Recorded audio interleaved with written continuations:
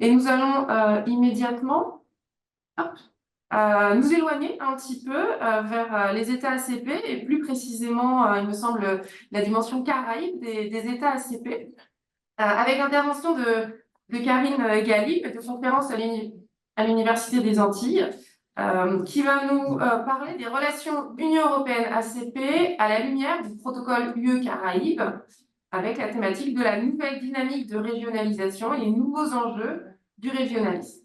Je pense qu'elle va partager la même chose. Oui. Merci beaucoup, Madame la Présidente. Vous m'entendez? Oui, bon. Donc, vous entendez, j'affiche votre vidéo. Merci. Pardon. J'ai échoué. Merci. Eh bien, permettez-moi pendant ce temps de remercier le professeur Cécile Rapoport ainsi que toute l'équipe qui a amicalement accepté mon intervention au sein de ce colloque. Et puis, permettez-moi également de vous envoyer et d'envoyer à quelques collègues avec lesquels j'ai eu l'occasion de contribuer il y a quelques années à Rennes mes salutations les plus cordiales de l'île de la Réunion où je suis actuellement, où je termine un colloque sur le numérique et les outre-mer de l'Union européenne. C'est parfait, j'ai réussi. Nous vous écoutons. Merci infiniment. Alors, les relations entre l'Union européenne et les ACP, devenues depuis 2020 Organisation des États ACP, s'inscrivent dans le cadre du développement de partenariats stratégiques entre l'Union européenne et les pays tiers. Il s'agit d'un partenariat un peu particulier puisque il est fondé sur plus de 50 ans de relations économiques, politiques, culturelles ou autres entre les parties, et qu'il a profondément évolué à travers de nombreuses conventions, parmi lesquelles les conventions de Lomé, auxquelles ont succédé l'accord de Cotonou et puis le plus récent, l'accord de Samoa, provisoirement en application depuis janvier 2024. À travers cet accord, les partenaires souhaitent proposer un partenariat différent et approfondi. Et ce choix résulte très certainement d'un certain nombre de constats selon lesquels les relations jusqu'alors développées étaient marquées par des chevauchements existants entre les thématiques du commerce, de la coopération politique et des discussions qui sont par ailleurs menées dans d'autres forums régionaux.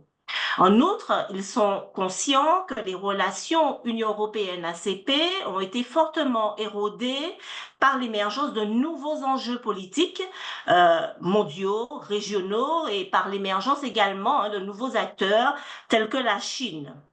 C'est en ce sens d'ailleurs que le nouveau partenariat doit s'inscrire dans un certain nombre de cadres juridiques et politiques globaux, tels que l'agenda des Nations Unies 2030 ou encore l'accord de Paris sur le climat. Sur le plan de la structuration, l'accord de Samoa présente une architecture multidimensionnelle et multiscalaire, donnant une place qui se veut approfondie et personnalisée à chaque composante du groupe ACP, chaque composante faisant l'objet d'un protocole spécifique destiné à redéfinir le cadre des relations entre les deux parties, tout en préservant les acquis de Cotonou.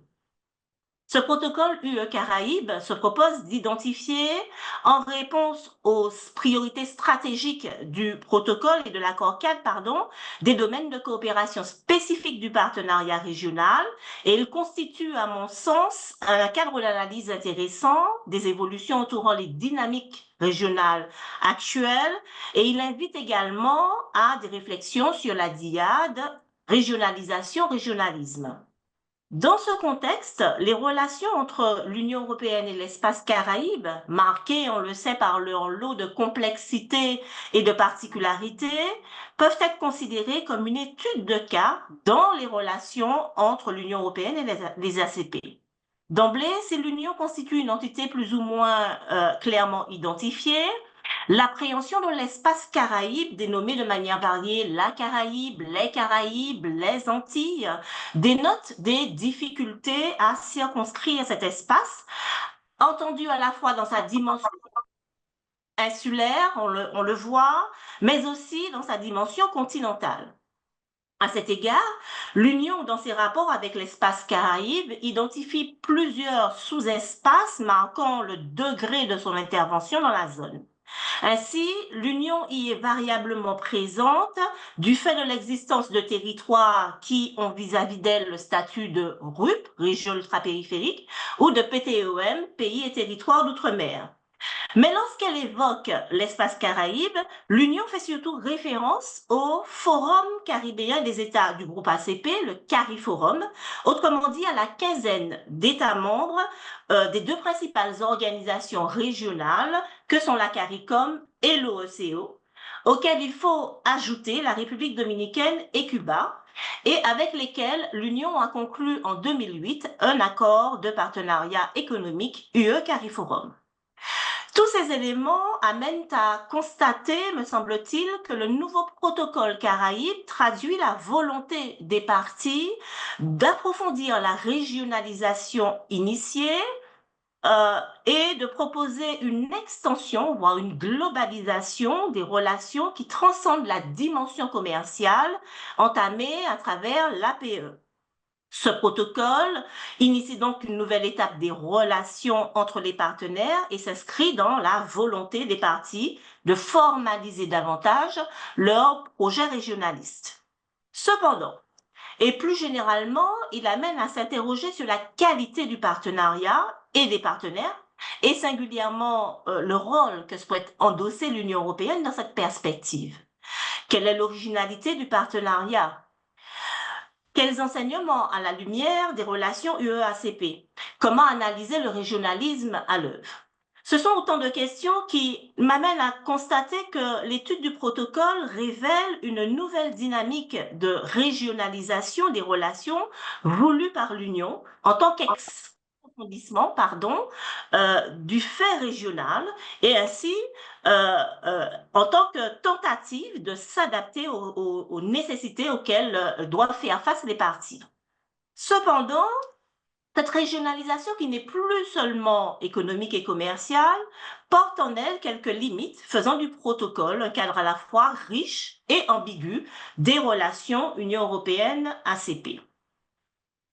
S'il est vrai que Cotonou était singularisé par une promotion dynamique de la régionalisation, notamment commerciale, les relations entre l'Union européenne et les ACP sous l'empire de Samoa prolongent cette logique en y intégrant une régionalisation plus globale et politique. En effet, sur le plan politique, le protocole se présente comme traduisant la volonté de l'Union de promouvoir l'intégration régionale au service des valeurs, puisqu'il a vocation à renforcer la coopération avec les organisations d'intégration régionale qui partagent les mêmes valeurs et sont désireux et capables de promouvoir des objectifs communs, comme l'indique l'article 4. Ainsi, on peut déjà observer que l'Union reste conforme à la doctrine qui préside à son action extérieure, tout en identifiant ce qui en fait la particularité dans le contexte caribéen, à savoir améliorer la durabilité environnementale, construire des sociétés inclusives, assurer la gouvernance des océans, etc. Il me semble qu'ici, la perspective est un peu différente. D'abord parce que la région Caraïbe est présentée comme étant davantage stable que l'est par exemple le continent africain, bien qu'en étant encore morcelée, fragilisée par des phénomènes tels que le trafic de stupéfiants ou les transactions financières douteuses. En ce sens, si les préoccupations pour le respect de l'état de droit, la démocratie, les droits de l'homme demeurent, il s'agit davantage de les consolider. Ensuite, sur le plan économique, nombre de pays et territoires, à l'exception notable d'Haïti, font partie de la catégorie des pays à revenus intermédiaires.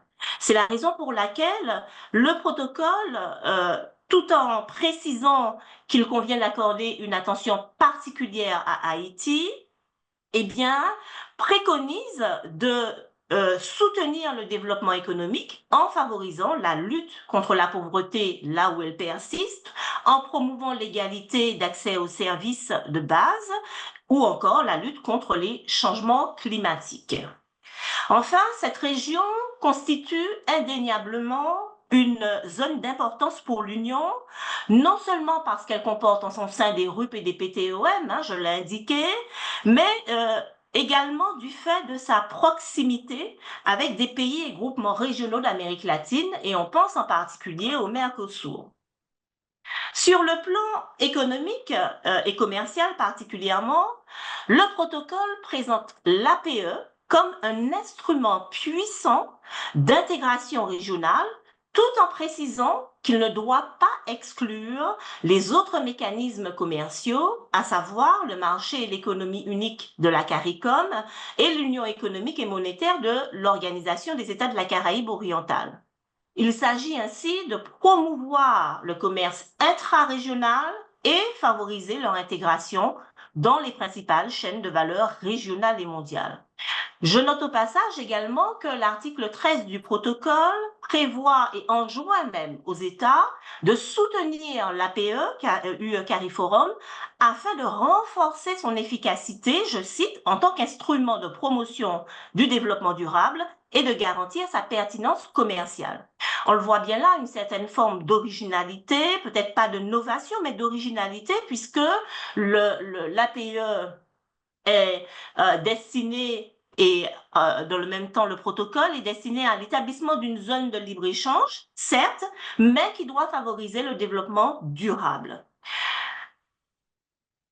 Sur le plan maintenant géopolitique, et même si le prix... Vous m'entendez? Oui, parfaitement. Merci. Sur le plan géopolitique, si de prime abord, le protocole a vocation à renforcer la coopération et l'intégration régionale dans la région des Caraïbes, il doit aussi soutenir l'élaboration d'approches régionales sur des questions d'intérêt commun, y compris les pays des Caraïbes au sens large et l'Amérique latine. L'idée ici est d'exploiter et d'intégrer les partenariats qui existaient hors du cadre UE-ACP, et en ce sens, il est par exemple proposé d'intégrer toutes les stratégies qui avaient été élaborées par l'Union à l'égard des sous-zones Caraïbes et de les remplacer par le protocole régional. Il s'agit donc ici de faire de l'accord de Samoa un socle structurant des relations entre l'Union européenne d'une part, les États ACP et les États non ACP d'autre part. Cette formule, me semble-t-il, permet de légitimer la dynamique lancée par l'Union européenne en vue de proposer une vision sans doute plus cohérente de sa politique extérieure dans le cadre d'enceintes appropriées telles que la Communauté économique des États d'Amérique latine et Caraïbes. Ainsi, à titre de conclusion d'observation préliminaire, on peut donc remarquer que la relation UE-ACP, au départ fondée sur le triptyque commerce, aide au développement et dialogue politique, semble davantage se conformer à la troisième vague du régionalisme, marquée, comme l'indique le professeur Christian Debloc, par l'interconnexion. Une telle ambition et recherche d'articulation porte en elle les exigences d'une certaine adaptabilité, notamment dans la détermination des sujets d'intérêt commun, ce qui doit, sur le plan procédural, s'accompagner d'une procédure simplifiée pour la révision du protocole. Sur le plan institutionnel, le protocole prévoit une duplication régionale des institutions de gouvernance de l'accord de Samoa en instaurant, par exemple, un comité des ministres UE-Caraïbes, un comité conjoint UE-Caraïbes, une assemblée parlementaire, de même que des mécanismes de dialogue et de concertation visant à impliquer la société civile et puis, bien évidemment, la possibilité pour les chefs d'État et de gouvernement de se réunir à tout moment aux fins de pilotage stratégique du protocole. Sur le plan financier, maintenant, L'adoption d'un instrument unique de l'action extérieure de l'Union, l'instrument de voisinage, de coopération au développement et de coopération internationale, eh bien, et l'introduction du Fed au sein de cet instrument unique marque la modification de la spécificité du financement de l'aide européenne aux ACP. C'est un changement fondamental, important par rapport à l'accord de Cotonou, puisque la coopération financière ne sera plus négociée avec les pays ACP, mais sera l'objet d'arbitrage budgétaire interne à l'Union européenne dans le cadre de ce dispositif Europe dans le monde. Ces quelques éléments rapidement déclinés montrent bien que les relations UE-ACP à l'aune du protocole Caraïbes témoignent finalement de l'originalité, quelque part, du partenariat initié. Mais sans aller jusqu'à soutenir que l'accord de Samoa propose un nouveau paradigme, on voit bien que le protocole qui en est partie intégrante révèle tout de même un certain nombre de richesses et de potentialités des relations entre les partenaires. Cependant, il révèle également une certaine forme d'ambiguïté, ambiguïté au regard notamment des questionnements qu'il suscite.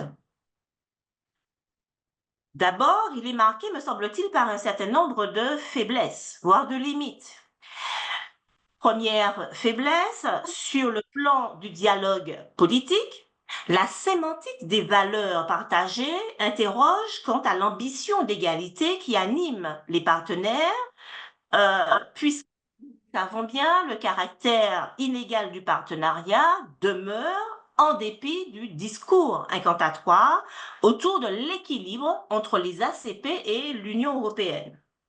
Sur le plan institutionnel, par ailleurs, si l'accord de Samoa maintient l'architecture institutionnelle du partenariat, tel qu'on l'avait connu sous Cotonou, la décentralisation opérée avec les institutions du protocole pose également quelques questionnements, puisque aucun élément dans l'accord ne nous indique explicitement à quel niveau seront prises les décisions, ni encore le rôle des accords régionaux existants, dont l'implication est constamment recherchée.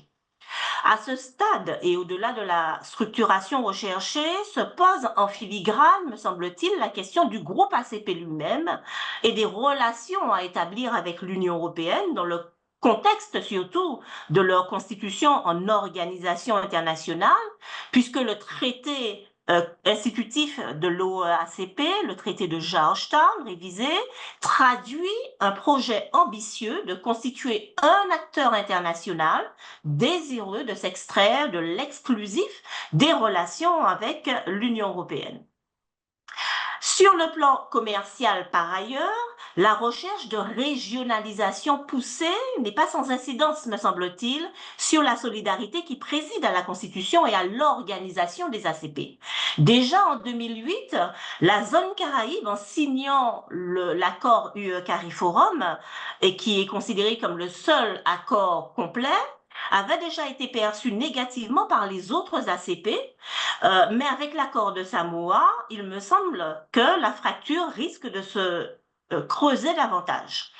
Par ailleurs, et si l'Union est défendresse de l'intégration régionale et des APE en tant que stimulant du commerce régional, sur le fond, l'ouverture des marchés régionaux aux importations européennes, avant même leur consolidation, risque d'affaiblir les efforts régionaux engagés. Et s'agissant enfin de la dimension financière, l'inclusion du Fed dans le budget de l'Union et dans le nouvel outil de financement fait aussi disparaître les spécificités, je l'ai dit, du financement de l'aide aux pays ACP. Alors on pourrait se demander si finalement les pays ACP ne sont pas placés au même niveau que tous les autres partenaires de l'Union européenne à cet égard. Juste un élément pour vous montrer un peu la particularité. L'intégration du Fed dans l'Europe, dans le monde, fait perdre finalement de sa visibilité au montant réel consacré aux ACP, car désormais, cet instrument européen est réparti entre des piliers géographiques et des piliers thématiques. Et à titre d'illustration, le pilier géographique Amérique-Caraïbes comprend désormais des pays qui ne faisaient pas partie des ACP, comme par exemple la Bolivie, le Costa Rica ou le Salvador. De plus, ces pays-là peuvent être aussi récipiendaires des fonds au titre des piliers thématiques. Dès lors, et en somme, au-delà des limites identifiées, l'un des objectifs, me semble-t-il, d'une approche fragmentée mais articulée à l'accord cadre de Samoa, c'est la recherche d'adaptation pour faire face à de nouveaux enjeux globaux que le multilatéralisme ne parvient pas tout à fait à réguler.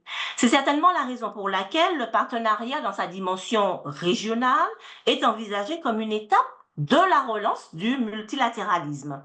Ainsi, comme pour l'accord de Samoa, l'accord cadre, le protocole préconise, en étroite congruence avec les priorités stratégiques identifiées, un renforcement du multilatéralisme par la constitution notamment d'alliances stratégiques qui, dans le contexte caribéen, permettrait du moins de prendre des positions communes et de faire face aux enjeux mondiaux majeurs tels que le changement climatique ou la situation particulière des petits pays des petits États insulaires en développement.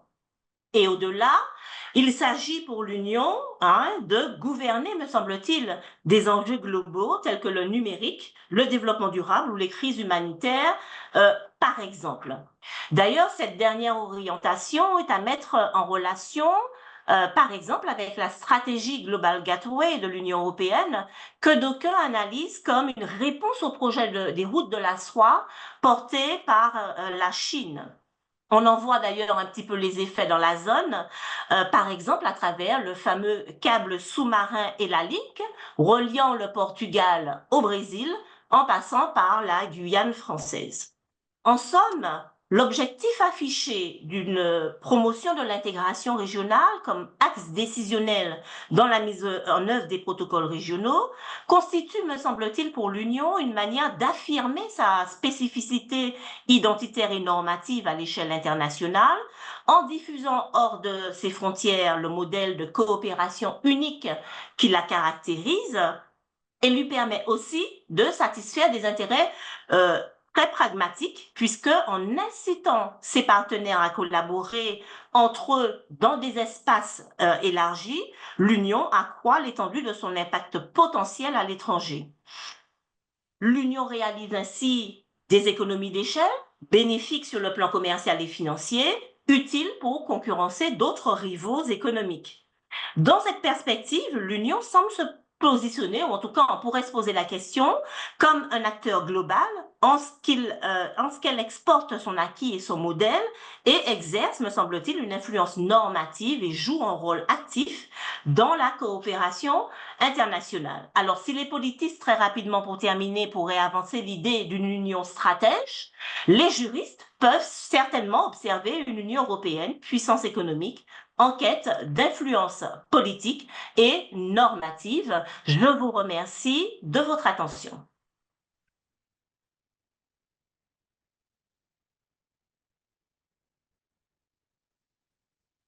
Merci beaucoup pour votre présentation et nous poursuivons immédiatement notre voyage avec Matthias Brag, PhD researcher at the University of Kent, qui va vous emmener vers des contrées un peu plus lointaines et notamment l'Asie à travers son intervention sur Regionalism through Interregionalism, Commendable but Dubious. So, we'll try to have the can you show the PDF one just to know if it's written? Okay, so let's try to emulate.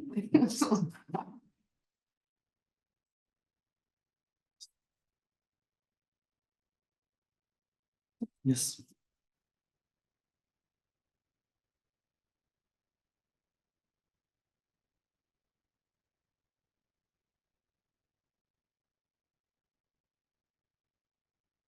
Est-ce que ça fonctionne là?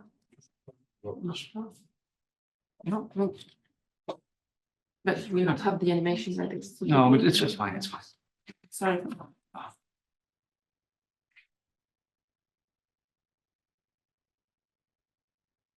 Yes, is it? Please, you have the phone.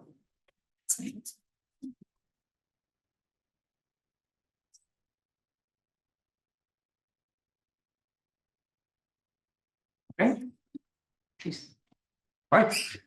First of all, my gratitude to Professor Rappaport and Sandra Blenner for giving me the opportunity to be here, listen to all of your interesting presentations, and to allow you to present my own ongoing work, which is very much still in its baby steps.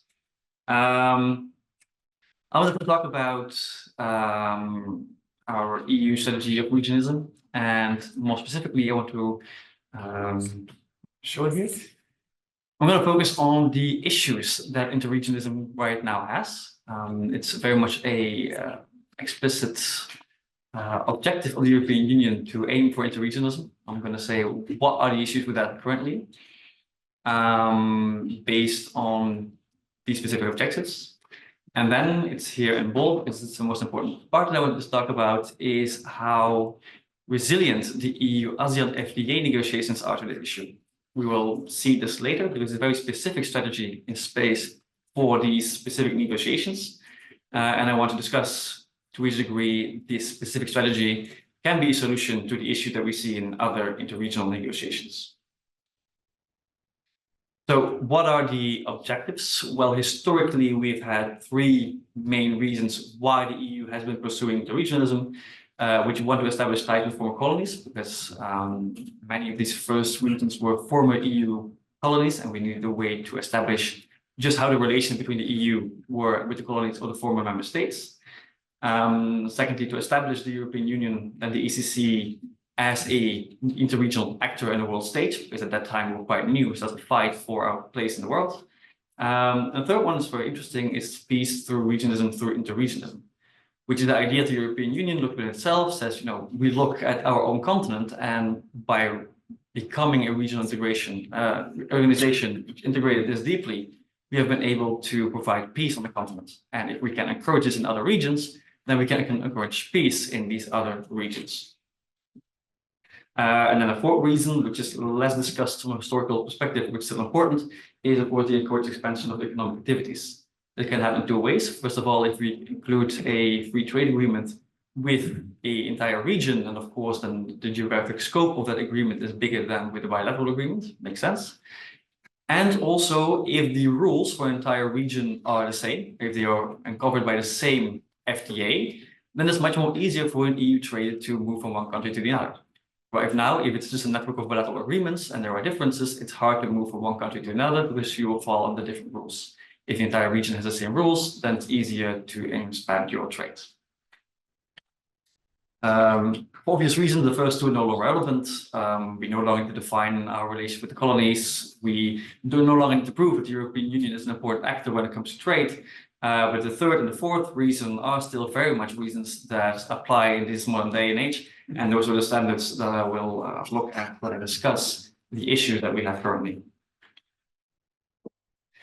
So I've identified four important problems that we have right now in interregionalism. I'm by no means claiming those are the only four ones, but I think those are the most interesting to talk about, especially in the light of the objectives that I have just set out. So the first one is, of course, the most important one, which means that interregional agreements are very difficult to conclude. Now, there's an entire list of reasons. I've written quite a lot about why it's difficult to conclude, but the very essence is the more countries that need to agree on something, it's more difficult to find an agreement, which is, I think, quite a natural consequence. Especially because these other interregional agreements are not like the European Union. We have the European Commission who can negotiate in the name of the entire European Union. These other countries do not have that. If you negotiate, for example, with the GCC, the Gulf Cooperation Council, you are not negotiating with the GCC, you're negotiating with all of its 6 member states. And then it's hard to find something that everyone can agree on, especially because they fight against us. So the fact that we find it difficult to conclude an agreement is, of course, detrimental to both objectives, because, of course, if there is no agreement, then these agreements cannot have a positive effect. I think that's the most obvious conclusion. That does not mean it's impossible. We have interregional agreements. We have the Samoa Agreement, as the previous presentation already spoke about. We have, importantly for later, EU-ASEAN Comprehensive Air Transport Agreement, which is, well, kind of what the name says, it's an agreement about easier air connections, connectivity between the European Union and Southeast Asia. So it does exist. Second issue is a lack of real substance. Like I said, we have these agreements, but when we look at these agreements, we see that they are quite limited in scope. And the reason for that is the consequence of the lowest common denominator. The more countries there are, the lower the substance will be in theory. So, for example, we look at the Samoa Agreement, which is a very ambitious, includes dozens, 50, 60 member states, I'm not entirely sure. But the obligations in there are quite limited, and it's specifically designed that it needs to be supplemented by economic partnership agreements. So we see that the obligations are quite limited, and we'll look at the Comprehensive Air Transport Agreement. Well, as you can hear in the name, it's quite a technical, quite narrow scope. The more technical it is, the less politically sensitive, the more likely it is for people to agree on something. I'm not saying that it's useless. These both agreements are very important, but we're going to look more in the area of free trade agreements or investment protection agreements. They're still not at all quite at that scope, meaning they're not likely to have as much effects as we would hope with interregionalism.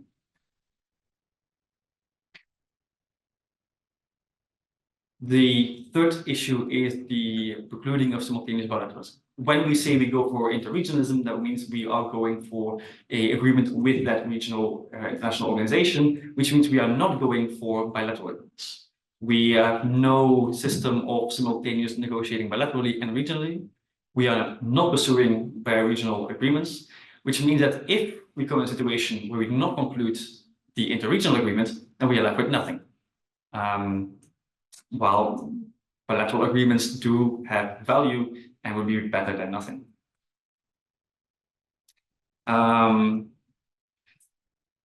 Whether that's a good or bad thing for the economic expansion is debatable. Of course, if we do not have anything at all, not even bilateral, then of course there was no trade agreements. It's more difficult to initiate procedure there. On the other hand, you could also say, well, if we have no bilateral agreements, then the rules are still the same between all the member states, aka standard rules on the WTO, which means that if you want to expand your activities, you still have the same rules, which is just the very basics. But again, I think that the fact that you have nothing to rely on for the FTA will indeed make it more difficult to start economic activities, and you would rather have an FTA.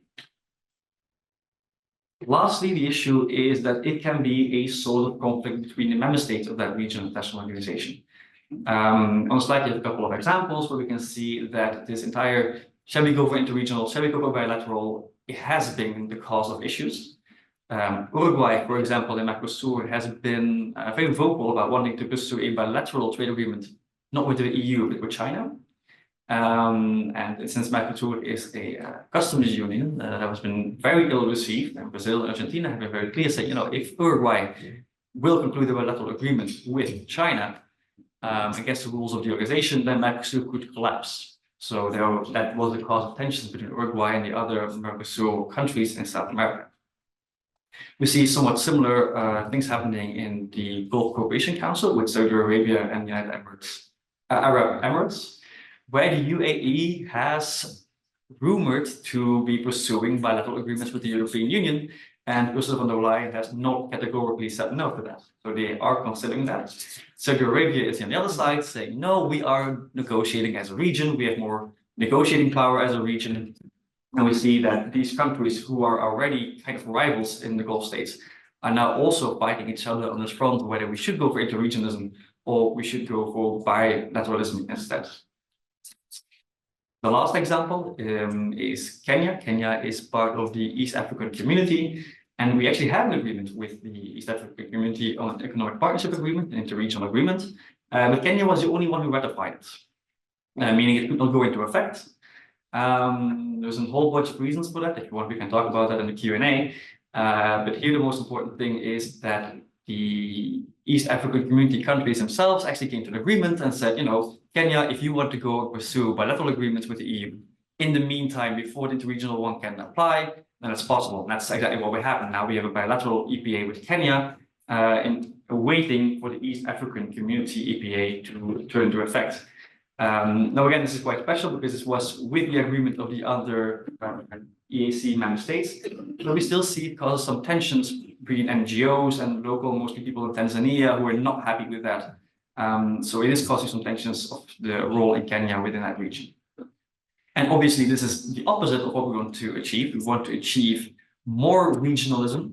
And this question, are we going for interregionalism or for bilateralism, is causing tensions. So not pursuing interregionalism from the get-go might have been a better strategy if we want to have these regions more integrated. So these are the four main issues that I want to talk about. Now I want to talk about whether these issues are solved or aggravated or nothing special in the EU-ASEAN free trade strategy. So what's the issue?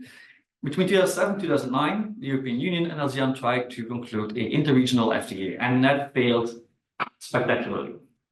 We got barely anywhere. The European Union was very surprised that it was negotiating not with ASEAN, but with 7 different member states.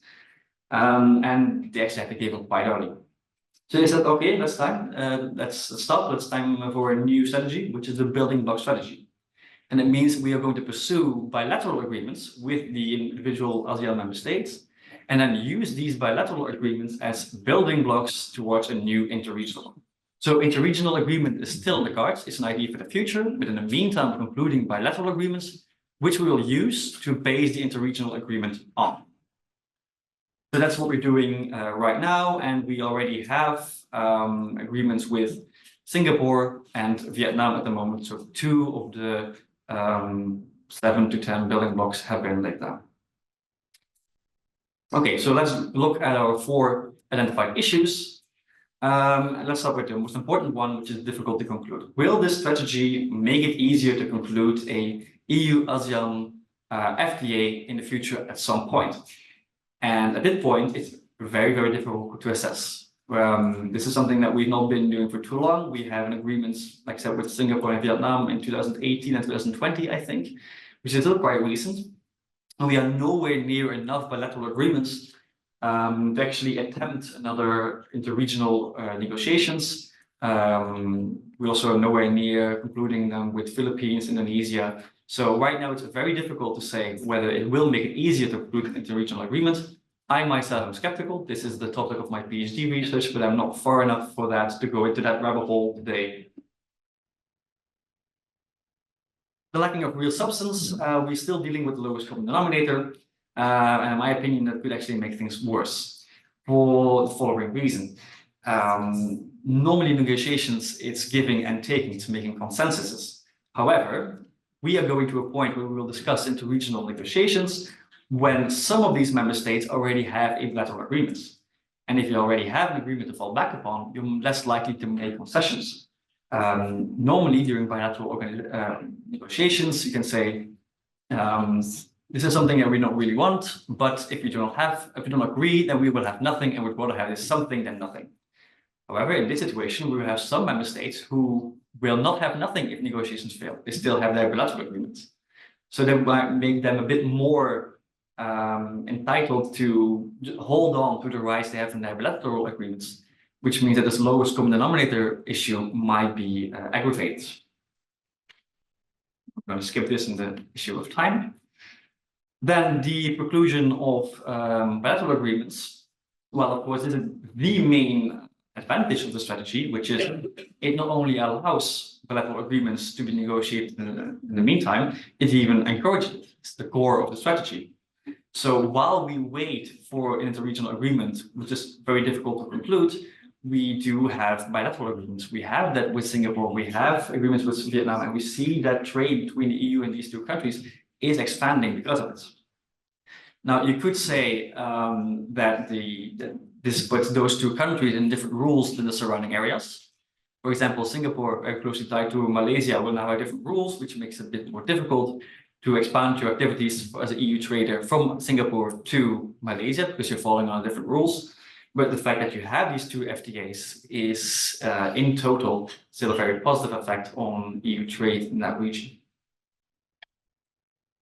And then the last one, the source of conflict between the regional international organization member states. Again, I think it's a bit too early to say, because at this point, there is no reason why it would create these tensions, because we are kind of postponing it. We're saying, first we're doing bilateral, and then we come back with later when we're ready for it. So then the question is, do we solve the issue? Because right now it's not causing any tensions, unlike many of the other negotiations that we're having. On the other hand, if we're just postponing it, then maybe it's not the greatest strategy. Like I said, we do not need to have a bilateral agreement with every single one of these member states. So when we go to this interregional negotiations again, we will come to a situation where some of these member states will have a bilateral agreement to fall back upon. And like I said, this will make them a bit more stubborn. It's more likely to make them more stubborn. While other member states will have nothing, and they will be more willing to conclude this interregional agreement. For example, Brunei, we as the European Union have no intention of concluding a bilateral agreement with Brunei, but then this interregional agreement would be so much more convenient. And of course, this is very much a very fertile soil for more discussions. If you have some member states who are more likely than others to want an interregional agreement, then they could just aggravate the issues that we already see in normal interregional agreements. So it's a bit early to say, but in my opinion, there were more arguments to say that it will get worse rather than it will get better. So then the conclusions are a bit mixed. If we look at the four that I identify, we see that the difficulty to conclude is something we will have to wait and see. The substance would probably be a bit lower because they will be able to hold on to the rights that they already have, or will insist to hold on to the rights they have. We see that it might aggravate the conflict between the ASEAN member states. The only real big advantage that we see here is that it does allow for intermediate bilateral agreements, which means that we can already start making some FTAs, including some FTAs, which could start the economic ties. So on this first look, it looks quite bad. On the other hand, the thing we need to remember is that this building strategy, the building block strategy, was included with the primary objective of concluding. This third objective, the idea that we want to conclude an interregional agreement, is the most important one, and that's the one we still have to wait and see. So, you know, who knows, maybe they are right. Maybe this will make it easier to eventually conclude this interregional agreement, and the Commission can say, well, this strategy was a great success. Now, if you ask me, based on the other 2 points, I think it will come at a certain cost. But again, you might say, well, this interregional agreement, to have it is so good that it's worth these extra costs. And then whether the strategy is a good one or a bad one might completely depend on your priorities. So I will leave that final evaluation up to you. And I'm very happy to be able to conclude within the time. Right, very good.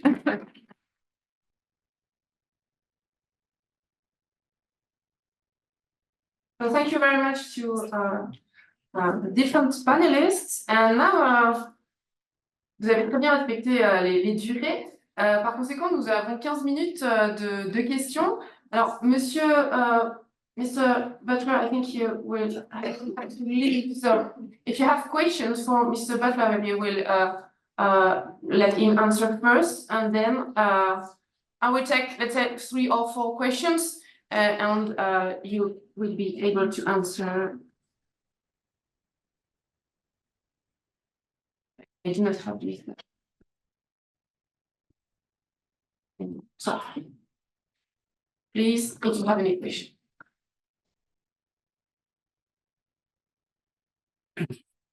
First, great thank you for all the speakers. I will speak in English because I have questions to the 2 English speakers. To the last speaker, thank you very much for a very insightful presentation. You may have covered that, but I don't think I understood it so clearly. To what extent the bilateral agreements that the EU is now concluding with the ASEAN countries individually contain any kind of clauses inciting those countries to get into agreements, regional agreements among themselves. What I have in mind is what the EU has done in the past, already in the 1990s. I remember in this old PCA agreements that it had with Ukraine and Russia, there were some clauses suggesting that the agreement would be implemented without prejudice to the attempts of the 2 countries to preserve the degree of regional integration inherited from the Soviet Union.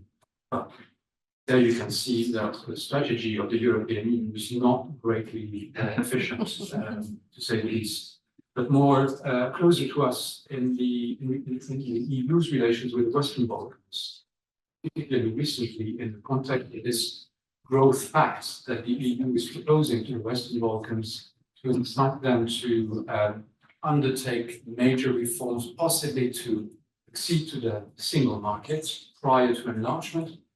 There is conditionality introduced by the EU in the sense of basically allowing those countries to accede to the single market incrementally, provided they integrate at the regional level. So my short question is whether there is any kind of clauses like that in the bilateral agreements that the EU has been concluding with those ASEAN countries individually. To Alessandro, thank you also for a really stimulating presentation, unsurprisingly. You talked, discussed this with my neighbor, you talked about a different type of extraterritoriality. We're used to the extraterritoriality of EU norms from a substantive point of view, and you've been talking about institutions here. You're talking about EU institutions, but could you also include possibly the institutions of the third states involved, in the sense that in the current relationship that the EU is developing with countries like Norway, Liechtenstein, Norway and Ireland in particular, I should say, based on the EEA agreement, the Schengen agreement, the surrender procedure agreement, the EU is exporting the notion of mutual trusts, on the basis of which then it allows administrative authorities, but even more importantly, judicial authorities of those states to have equal influence on the application of EU norms as judicial authorities of the member states. So there is a level of extraterritoriality of institutions from the third states in the sense that they are on equal terms as EU institutions or EU member states judicial institutions when it comes to the application of EU norms and their possible interpretation. Last but not least, I should recommend everyone to read the book that Alessandro just published on EU neighborhood law, which really articulates even further the excellent points that he made. D'autres questions peut-être pour avoir un ensemble de questions avant d'ouvrir le temps des réponses? Alors, je me donne la parole. J'aurais une question pour Karine Galli. Vous avez abordé un petit peu la question de l'institutionnalisation de l'organisation des États de l'OEAC, de l'organisation des États ACP, pardon. Et vous avez commencé à aborder cette question et je voulais savoir quelle était peut-être, en allant un peu plus loin, votre position, votre idée sur la manière dont l'organisation pourrait s'institutionnaliser un petit peu plus et se développer aussi peut-être d'un point de vue matériel. Est-ce que vous pensez qu'il y a une démarche de régionalisation et d'intégration régionale véritablement, ou est-ce qu'on est plus sur une stratégie là aussi peut-être pour faire face à l'Union européenne en tant que partie négociatrice ou que dans le cadre essentiellement des négociations de l'accord de Samoa? And I have also a question to you, Matthias, sorry, concerning the two agreements with Vietnam and Singapore. Are there similarities? I mean, is the European Union negotiating and concluding bilateral agreements that are, let's say, similar, that could be the model for the interregionalist agreements? I mean, from a substantial point of view. Yeah. I can start. So thank you for your question. First of all, it's very important to say that these free trade agreements that they have with Singapore and Vietnam are not the primary way in which the EU wants to support regionalism in ASEAN. We saw that when ASEAN became more and more an actor on the international stage, the European Union was very excited to see that. And actually, from the very get-go, the European Union was doing everything they could to help ASEAN become more and more integrated, even to the point But ASEAN had to say, well, be careful, we don't want to become a mini EU. Like, you're pushing us to be more integrated than we want to.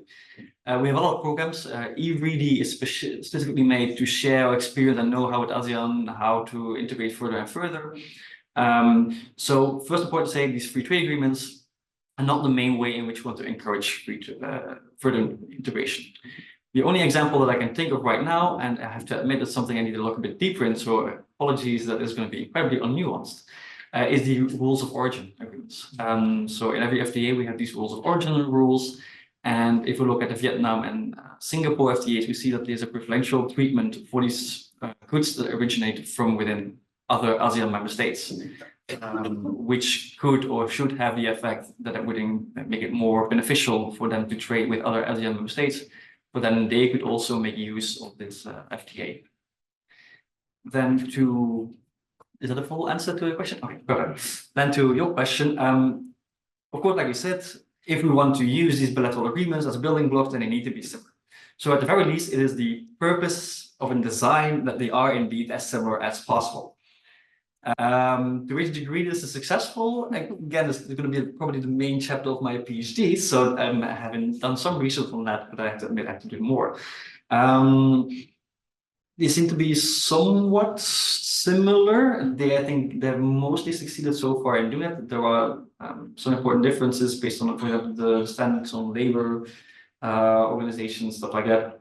There are some differences, but I think the ones that we have now are not necessarily obstacles to have an interregional agreement. I think the more issue is the ones that we're concluding now, because Singapore and Vietnam were concluded quite fast after each other. And even though they're widely different countries, I mean, Singapore and Vietnam, you could not find them more different than that. We're quite there. However, it's also limiting us right now with new agreements. If we look at negotiations with Indonesia, Malaysia, Philippines, the European Commission is very much saying that we need to stay within the scope of what we have. And like we saw already today, is that these free trade agreements tend to evolve quite fast. We had an entire panel about these trade and development chapters, which are now becoming more and more enforceable. And the question is, can we do that with Indonesia without going beyond what we have? And then we have these building blocks which have a different shape. You can't build a house with different shape of building blocks. So I think right now, Singapore, Vietnam, they have some differences. There will be some issue to align them, but I think it's not something we cannot overcome. The question is, what are the following agreements going to be? Because the longer we wait, the more FTAs change, it will be harder and harder to stay within the same building block form. You have work. Thank you. Et pour la dernière réponse, merci. Oui, merci. Alors, merci de la question. Je crois que ma réponse sera peut-être nécessairement incomplète pour l'instant. Il me semble que l'institutionnalisation de l'Organisation des États ACP correspond à une double dynamique. Une dynamique qui est effectivement interne aux États membres ACP, cette volonté finalement, comme je l'ai indiqué, de peut-être s'extraire quelque part des relations exclusives que ce groupe a eues avec l'Union européenne, hein, puisque le groupe a été forgé finalement dans le contexte post-colonisation pour mettre en œuvre finalement le partenariat et continuer le partenariat avec l'Union européenne. Mais la deuxième dynamique, elle est aussi, me semble-t-il, voulue par l'Union européenne. L'idée pour l'Union européenne, c'est véritablement d'avoir en face d'elle un seul interlocuteur. Alors, cette dynamique-là et cette proposition de l'Union européenne, elle est peut-être un peu plus prégnante sur le continent africain, où on a ce chevauchement de multiples organisations. Mais elle existe aussi dans l'espace caraïbe et je crois que l'exemple qui est peut-être le plus parlant, c'est peut-être l'APE-UE CARIFORUM. Cet APE-UE CARIFORUM, il n'a pu être négocié que parce que l'Union européenne a enjoint aux États finalement de se regrouper au sein d'une institution particulière parce que ce n'était pas possible au sein de la CARICOM, la République dominicaine n'y est pas, ce n'était pas possible au sein de l'Organisation des États de la Caraïbe orientale qui comprend les petites îles de la Caraïbe du Sud et donc Cuba forcément n'y est pas et donc l'Union européenne a contribuer, y compris financièrement, en termes de renforcement des capacités, à la construction de ce dispositif qui n'est pas une organisation internationale, régionale, mais qui est finalement un support pour permettre finalement la mise en œuvre donc de l'accord de partenariat UE CARIFORUM. Donc je crois qu'il y a là finalement cette double dynamique qui va peut-être évoluer. On ne le sait pas encore véritablement parce que l'OEACP est relativement jeune, 4 ans. C'est une organisation internationale qui a des perspectives finalement d'être partenaire international qui aura du poids, notamment au sein des organisations mondiales et internationales.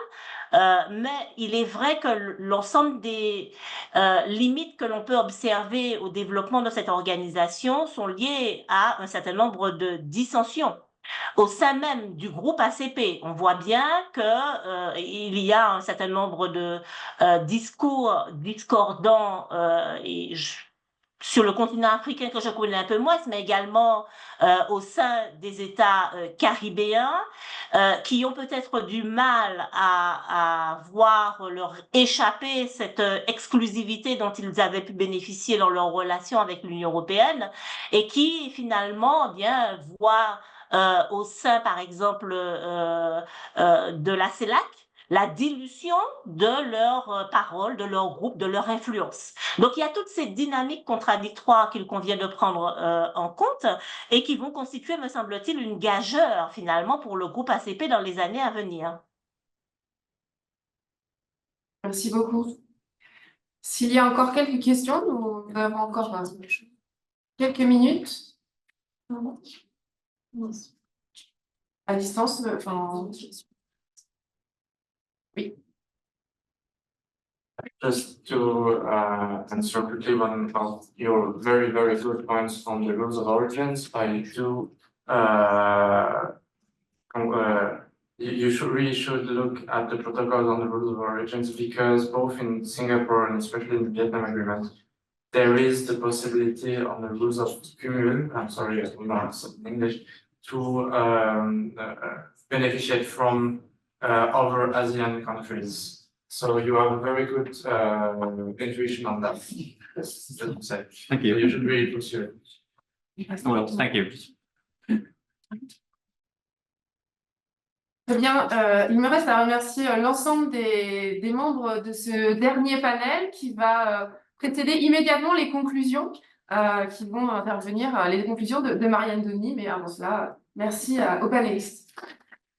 Alors tout d'abord, à mon tour, je tiens à commencer par remercier l'Université de Rennes, les organisateurs et tout particulièrement Cécile et également Manon. Donc, ces remerciements étant faits, il me revient la redoutable tâche de conclure ces 2 journées particulièrement riches, particulièrement lourdes aussi, et donc je vais essayer de ne pas être trop longue dans ces conclusions. Alors, si on reprend la présentation du colloque telle qu'elle figurait, notamment pour l'appel à contribution, l'objectif que ce colloque s'était fixé était, et je reprends, d'évaluer la capacité de l'Union d'œuvrer dans et avec les organisations, les enceintes multinationales, entendues au sens large, et donc d'œuvrer à l'élaboration et à la mise en œuvre de solutions politiques et juridiques multinationales qui, de préférence, soient conformes à ses valeurs et à ses intérêts.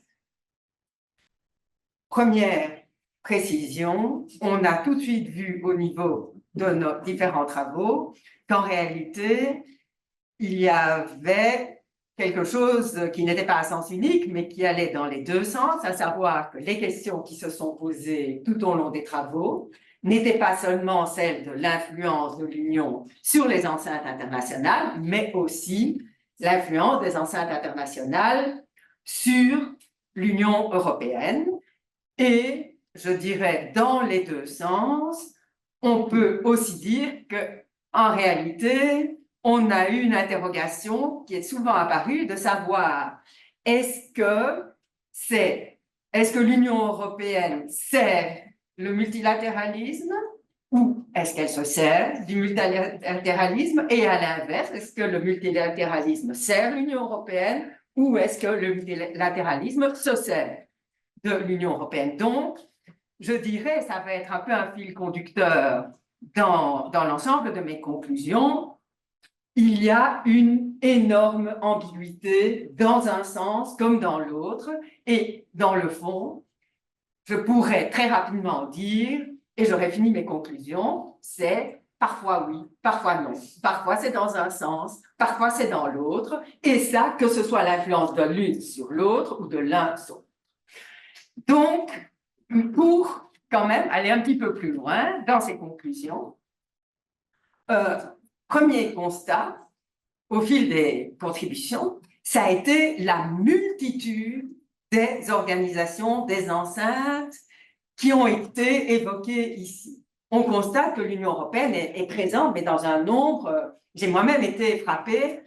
Si je reprends ici, j'ai trouvé, évidemment au niveau de l'ONU, on a eu l'OMS, l'OMC, le HCR, l'UNESCO, la CPI, la Cour internationale de justice, la Commission du droit des affaires, on a eu le Conseil de l'Europe, on a eu l'OCDE, on a autre élément qui m'a frappé, à côté de ces organisations intergouvernementales, on a aussi eu les relations, les contacts avec des organisations non gouvernementales. Je pense notamment dans le domaine de l'intelligence artificielle en termes de normalisation, ou encore donc l'ISO, ou alors des organisations sportives internationales. Donc, on voit les organisations internationales avec lesquelles l'Union européenne interagit, les enceintes, reprenons ce terme qui est beaucoup plus approprié, les enceintes multilatérales avec lesquelles l'Union européenne interagit sont en réalité extrêmement nombreuses. On constate aussi que dans ces enceintes, finalement, le statut de l'Union européenne est aussi extrêmement variable. Parfois, finalement, ce qui est frappant, c'est très rarement. Parfois, on s'imaginait avec le traité de Lisbonne que l'Union européenne allait devenir plus fréquemment membre à part entière d'organisations internationales.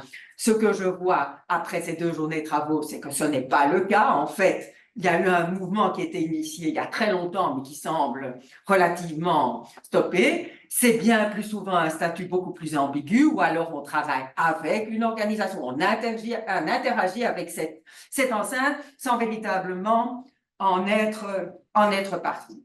Ce qui frappe aussi, c'est que cette différence de statut n'empêche pas l'Union européenne d'être extrêmement active dans la plupart de ces enceintes, et donc dans la plupart des cas, on a vu, oui, l'Union s'est souvent exprimée, l'Union intervient régulièrement. La seule exception que j'ai notée au cours des travaux, c'est le cas de la Cour internationale de justice, où il nous a été montré que, alors qu'il y a eu une adaptation, une interprétation par la Cour internationale permettant aux organisations régionales d'intervenir, l'Union européenne ne semble que très rarement se saisir de cette question, puisqu'il n'y a qu'un seul exemple dans lequel l'Union européenne est intervenue comme amicus curiae. Sinon, l'Union européenne est très fréquemment entendue dans les enceintes internationales, mais cela pose la question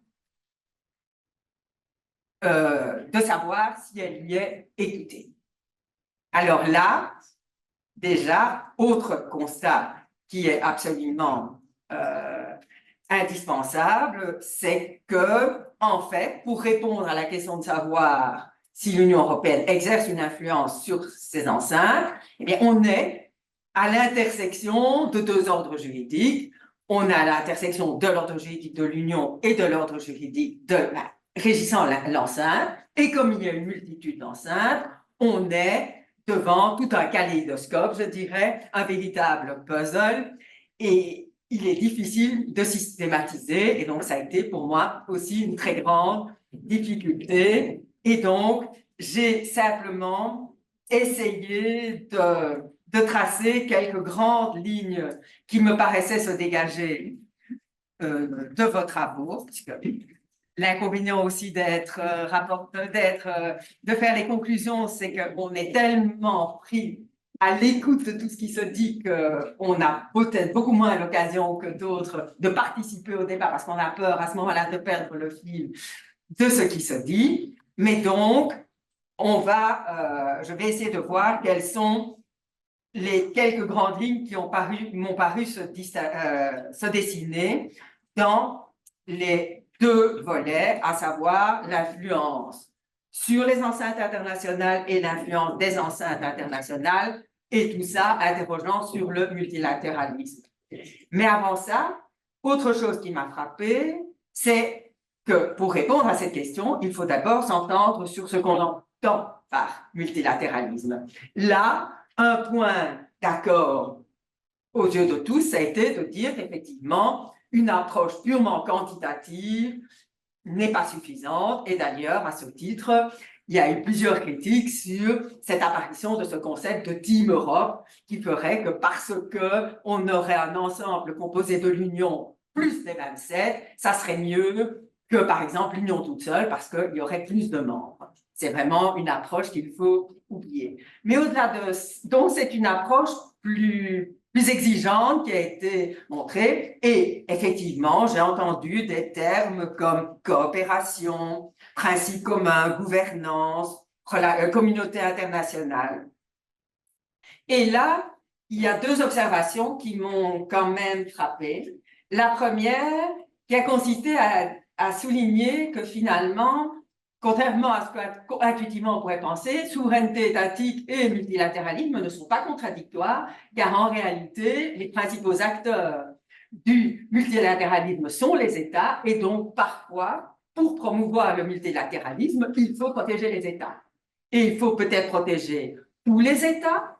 Et là, ça m'amène à la deuxième observation que j'ai faite, c'est cette notion de multilatéralisme inclusif, en ce sens que il y a cette idée d'égalité entre les États et qu'il ne faut pas, que le multilatéralisme ne suffit pas toujours et que, par exemple, il ne suffit pas lorsque certains États sont certes présents, mais sont limités à un rôle de pure figuration. Et donc, cette idée qu'il n'y a un véritable multilatéralisme que quand tous les États sont de manière égale appelés à pouvoir se prononcer est quelque chose qui se dégageait de plusieurs des contributions et qui me paraissait très intéressant.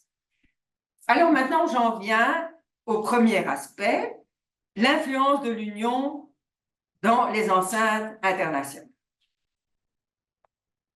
Premier constat, les ambiguïtés qui ont été relevées. Je ne vais en citer que deux.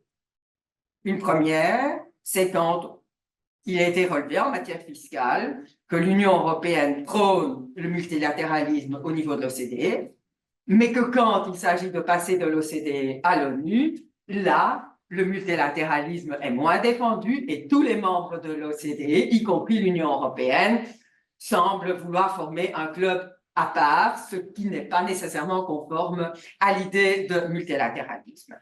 Autre ambiguïté, quand on voit parfois l'Union européenne être très active dans un forum, mais pour dire quoi? Et ça, c'est l'exemple des travaux de l'ONU sur le projet de convention sur les entreprises et la protection des droits humains. Il nous a été dit que l'Union y est très active, que l'Union a adopté de nombreux textes en droit interne en la matière, et pourtant, elle s'exprime, mais pour exprimer des positions vagues et dire qu'elle n'a pas de position bien précise. Donc là, on se dit, oui, c'est bien, on est là, on essaie d'influencer, mais on n'y arrive pas vraiment parce qu'on s'exprime. Autre élément qui me paraît important et qui a aussi été souligné, l'Union européenne ne peut être crédible, doit être crédible. Et par rapport à cette crédibilité, il y a une question de respect de l'état de droit a été mise en avant, respect de l'état de droit par l'Union européenne elle-même, ce qui pose la question de l'informalisation qu'on peut constater avec le passage de conventions à proprement parler remplacées par des actes de soft law. Et puis aussi le non-respect de l'état de droit par les États membres. Ou alors, parfois, la crédibilité de l'Union européenne qui est remise en cause par ses propres États membres, mais d'une autre manière. Et là, c'est tout le cas de ces enceintes internationales où les parties tierces s'interrogent sur la question de savoir pourquoi l'Union européenne et ses États se disputent sur la question de savoir qui doit s'exprimer, alors qu'on est d'accord sur la question de fond. Ce manque de clarté nuit à l'influence de l'Union européenne. Autre question qu'on évoque souvent quand on parle de l'influence de l'Union européenne dans les enceintes internationales est celle de savoir si, finalement, quelle place les autres reconnaissent à l'Union européenne au sein d'une enceinte internationale. Et là, l'exemple de la Commission pour le droit international me paraît particulièrement parlante parce que on nous a montré que lorsqu'il s'agit de prendre un exemple, une illustration, l'Union européenne est fréquemment citée, même si ce n'est pas systématiquement, comme étant un exemple, une illustration d'une pratique internationale. Si l'Union européenne veut se profiler comme un exemple, un modèle à suivre, là déjà, c'est beaucoup plus rare. On se dit que l'Union européenne n'est qu'un modèle parmi d'autres, ce n'est pas nécessairement le modèle à suivre. Et la réticence est encore bien plus forte lorsque l'Union européenne essaye de défendre une certaine exception. Si, dans un esprit de compromis, on va accepter cette exception, c'est bien au titre d'exception, venant vraiment, à la limite, je dirais, à contrario, confirmer la règle. Donc, l'Union européenne, là, on voit très bien, elle s'exprime, elle a bien l'occasion de montrer ce qu'elle pense, mais elle n'est peut-être pas toujours bien reçue, son message n'est pas toujours bien reçu.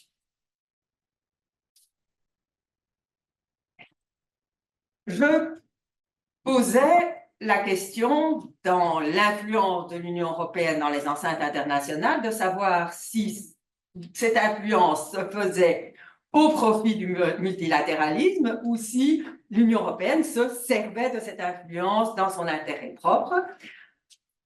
C'est, à mon sens, très bien illustré par le soutien qui a été apporté par l'Union européenne à la Cour pénale internationale. On a pu montrer que face à l'affaiblissement de la Cour pénale internationale, ce soutien de l'Union européenne, en réalité, était de plus en plus mis au service d'une ambition propre de l'Union européenne de se profiler comme un acteur majeur en la matière.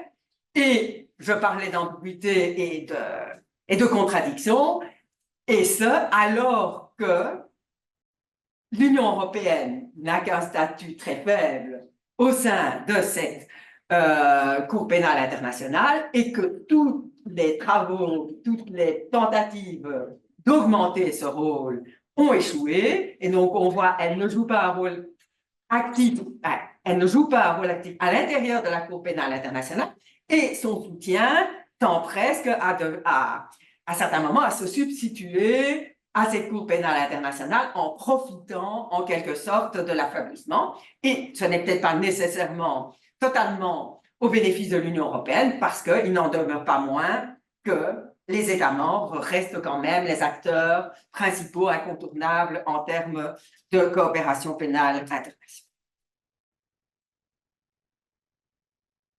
Ceci m'amène à un constat, c'est que, en définitive, on ne peut pas faire un parallèle, une coïncidence entre les compétences de l'Union, la nature des compétences de l'Union, l'étendue des compétences de l'Union, le statut de l'Union au sein d'une enceinte et le rôle, l'influence réelle de l'Union au sein de cette même enceinte, ce qui doit conduire maintenant à se poser la question de savoir si influence de l'Union il y a dans les enceintes internationales, quels sont les canaux qu'emprunte cette influence.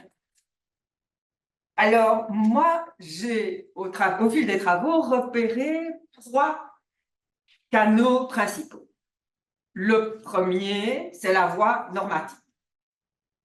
Le deuxième, c'est le support technique.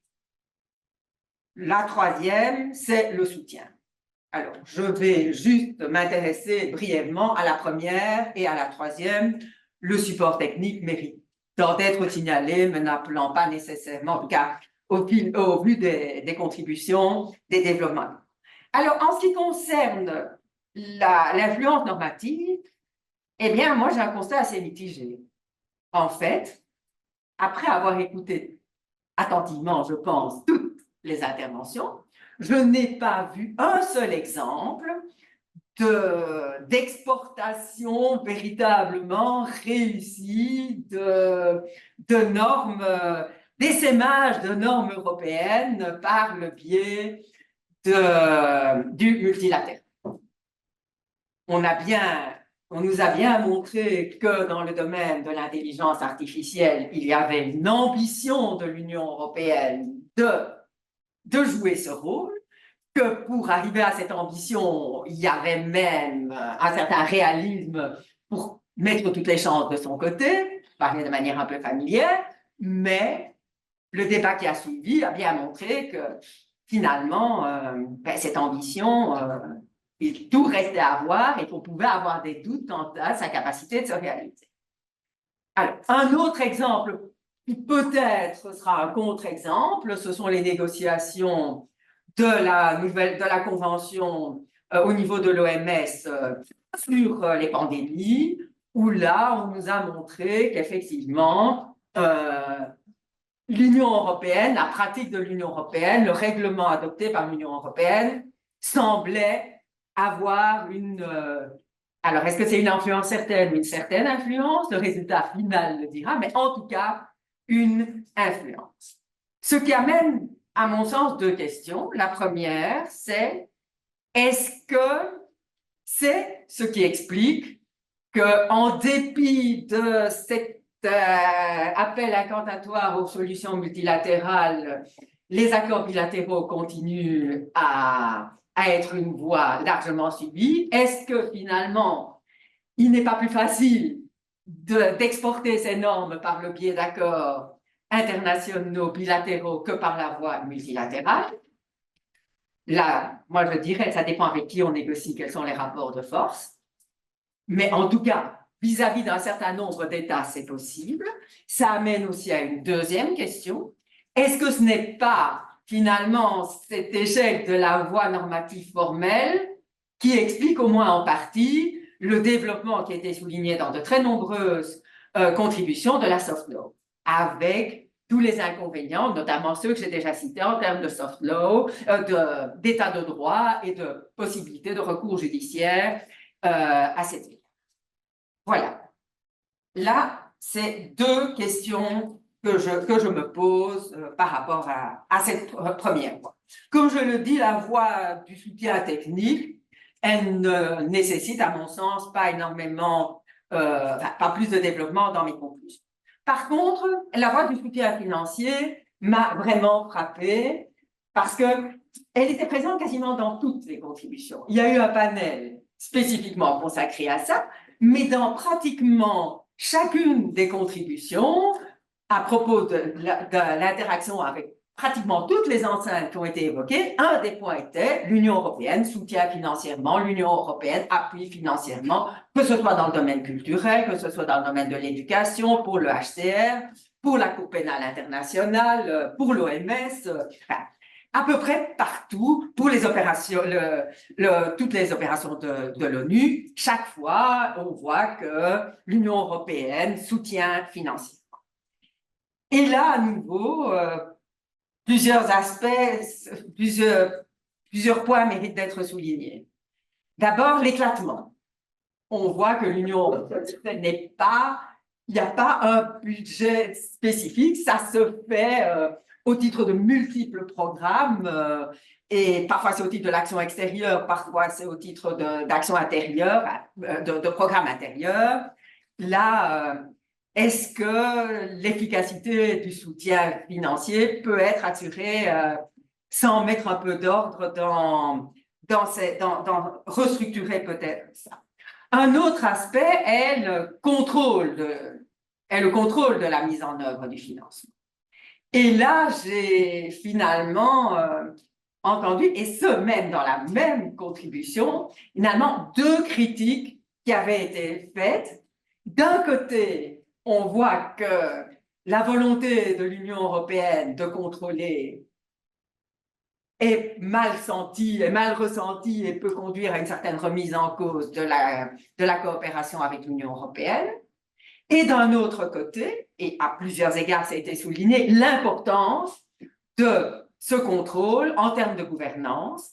Et là aussi, par exemple, la question a été posée de savoir si, dans ses relations avec l'Union africaine, l'Union européenne n'avait pas quelque part été complice par une absence de contrôle suffisant ou par une absence de monitoring suffisant de la déstabilisation démocratique d'un certain nombre d'États africains.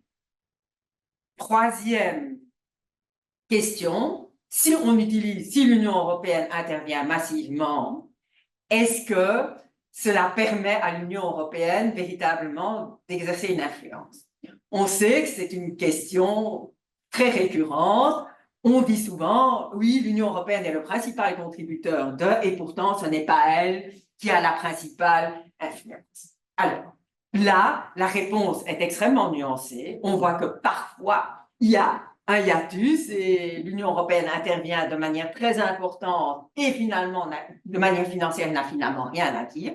Parfois, au contraire, on a des exemples réussis de soutien financier qui sont mis au service d'une stratégie de l'Union européenne. Et là, l'exemple qui m'a le plus frappé, parce que ce n'est peut-être pas le plus évident à première vue, c'est quand l'Union européenne utilise un soutien aux activités culturelles dans les Balkans au service de sa politique de voisinage. Là, on voit véritablement qu'il y a une stratégie et on utilise un instrument stratégique, on utilise le soutien financier au bénéfice d'un instrument d'un objectif stratégique de l'Union, et en plus, quelque part, on démontre que l'Union européenne est un acteur global, puisqu'on fait de la culture, vraiment, alors qu'on sait que c'est une compétence qui n'est pas une des compétences phares de l'Union européenne, on montre que la culture n'est pas uniquement dans ses aspects économiques, mais que la culture doit également être prise en compte dans ses aspects stratégiques. Ça, c'est pour la première partie. Et pour ne pas être trop longue et terminée, je vais aller beaucoup plus brièvement sur la deuxième partie, qui est l'influence des enceintes internationales sur le droit de l'Union européenne.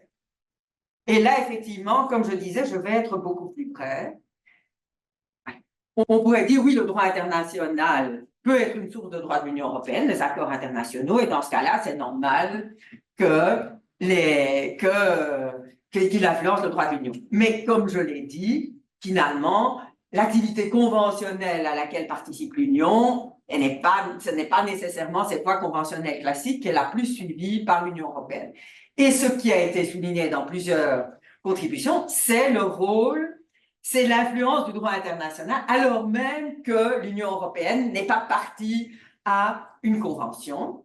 Alors là, il y a 3 exemples que j'ai pu relever. Non, même 4. Il y a l'exemple des normes internationales que j'ai déjà citées. L'ISO influence directement les normes européennes et parfois elles sont purement et simplement transposées dans le droit international. La convention sur les réfugiés, la convention de Genève sur les réfugiés, auquel l'Union européenne n'est pas partie, mais qui influence directement l'Union européenne. L'utilisation du droit des Nations unies, notamment dans le cadre des accords internationaux de l'Union, pour finalement définir un certain nombre de notions, pour définir, qui influencent directement le droit de l'Union européenne pour savoir comment on définit un pays, un État, le champ d'application d'un traité, les effets relatifs ou pas. Tout ça se fait par référent. C'est même par application du droit international et des obligations internationales des États que la Cour de justice, dans l'affaire ANP, a dit non, dans ce cas-là, on n'est pas en présence d'une mixité relative, mais on est, pardon, d'une mixité facultative, mais on est en présence d'une mixité rendue obligatoire par le droit international. Alors, pour terminer là-dessus, deux remarques à ce propos. La première remarque, c'est l'influence du droit international alors qu'il ne fait pas partie formellement des sources du droit de l'Union européenne peut poser question par rapport à l'autonomie de l'ordre juridique de l'Union, surtout lorsque c'est utilisé non pas strictement dans les relations internationales, mais parfois que finalement, on a l'impression que la Cour se sert de concepts de droit international pour régler des questions qui ne devraient être réglées que par le droit de l'Union européenne. Et c'est vrai que je fais partie de ceux qui restent quand même un peu perplexes quand on voit que pour déterminer la recevabilité d'un recours, au lieu de recourir à des concepts purs de droit de l'Union européenne, on se réfère à des concepts de droit international. Mais ça, c'est une remarque assez générale. L'autre remarque qui m'amène à ce que j'avais fait comme remarque au début, qui était l'ambiguïté, et par laquelle je vais terminer, c'est que dans un certain nombre de cas, il y a influence du droit des enceintes internationales sur l'Union européenne, mais cette influence, en réalité, est instrumentalisée par l'Union européenne à son profit. Et elle peut être instrumentalisée sous deux formes, soit tantôt pour légitimer certaines actions de l'Union européenne qui sont remises en cause, et ça a été très bien montré à propos de la politique d'asile, qui est souvent contestée, où on se sert des contrôles réguliers, dont on a vu qu'ils étaient bienveillants, du HCR pour finalement répondre aux critiques qui sont faites, tantôt pour contourner des blocages internes et en faisant appel, en utilisant une enceinte internationale pour permettre l'adoption d'une règle alors qu'au niveau interne, il y a soit une absence de compétences de l'Union, soit des blocages au plan institutionnel qui font qu'on ne peut pas l'adopter. Et là, finalement, et je terminerai par là, mais ce sont les deux interactions qui se conjuguent, puisqu'on voit que l'Union européenne exerce une influence au plan international pour l'adoption de la norme internationale, et puis finalement, elle se sert de la norme internationale qu'elle a contribué à adopter pour finalement revenir dans l'ordre interne et quelque part se servir de l'enceinte internationale autant qu'elle sert l'enceinte internationale. Et c'est sur ces mots que je termine. Merci beaucoup. Merci beaucoup, Marianne, pour ces belles conclusions. Bon, nous n'avons visiblement pas épuisé le sujet, mais tu as réussi à nous remettre un peu en perspective et à résumer un certain nombre des réflexions que nous avons eues. Donc, merci. Il y en a probablement, je n'ai pas pu tout résumer, mais sinon, il aurait fallu repartir pour 2 jours. C'est ça. Merci à tous pour votre participation, vos remarques, vos commentaires pour ces fructueux débats. Et donc, il est temps maintenant de clôturer tout cela et d'en finir au moins pour aujourd'hui avec le multilatéralisme. En tout cas, dans nos réflexions, bien sûr. Et donc, de vous laisser chacun soit profiter un petit peu du soleil rennais, soit repartir dans vos contrées plus ou moins lointaines. J'en profite également pour remercier ceux qui nous ont suivis à distance et leur souhaiter un bon week-end. Et puis, pour les contributeurs, je reviendrai bien sûr vers vous avec quelques consignes ultérieures quant au mode opératoire pour les aspects relatifs à l'application ou à la valorisation de ces travaux. Et comme vous le savez, normalement, on vous a demandé de nous donner une autorisation de droit à l'image, parce que nous souhaiterions, au moins sans attendre le travail de publication qui est toujours un peu plus long, mettre sur la chaîne YouTube du laboratoire vos interventions pour en faire profiter tous ceux qui n'ont pas pu nous suivre, qui n'ont pas pu assister à tous nos travaux. Donc, c'est à ça que sert cette publication et j'espère que vous serez nombreux à nous la voilà. Merci encore à tous. Très bonne soirée, très bon week-end et puis à très bientôt pour de nouvelles réjouissances, j'espère.